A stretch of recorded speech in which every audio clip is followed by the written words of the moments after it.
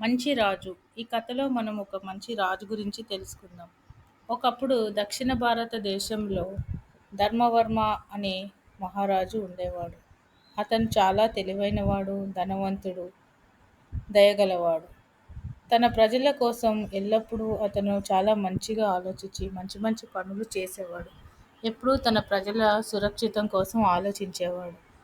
అలా ఒక సంవత్సరం అతని రాజ్యంలో తీవ్రమైన వర్షాలు పడడంతో పంటలు అన్నీ నాశనం అయిపోయాయి. ప్రజలు ఎంతో కష్టాల్లో ఉంటూ ఆకలితో బాధపడుతున్నారు.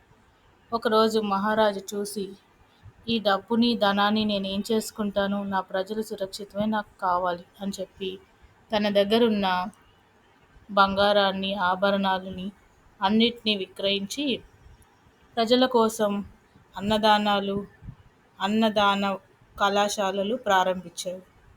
అలా ఉండగా ఒకప్పుడు మళ్ళీ శత్రురాజు చూసి ఆ రాజ్యం మీదకి దండెత్తి యుద్ధానికి బయలుదేరాడు. తన గుర్రాలతో, రథాలతో అకస్మాత్తుగా రాజ్యం మీదకి యుద్ధాన్ని మొదలుపెట్టాడు. అయినా కానీ ధర్మరాజు చాలా తెలివిగా, మంచితనంతో ఆ శత్రురాజుని మంచి చేసుకొని తనతో స్నేహం చేసి తనకు కావలసినవన్నీ ఇస్తాడు. అది చూసిన శత్రురాజు సిగ్గుపడి తన రాజ్యం మీదకి దండెత్తినందుకు చాలా బాధపడి అతనితో మళ్ళీ స్నేహం కలుపుతాడు.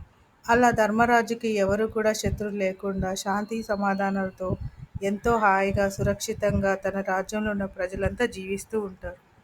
అలా కొంతకాలం గడిచాక అతను మరణిస్తాడు.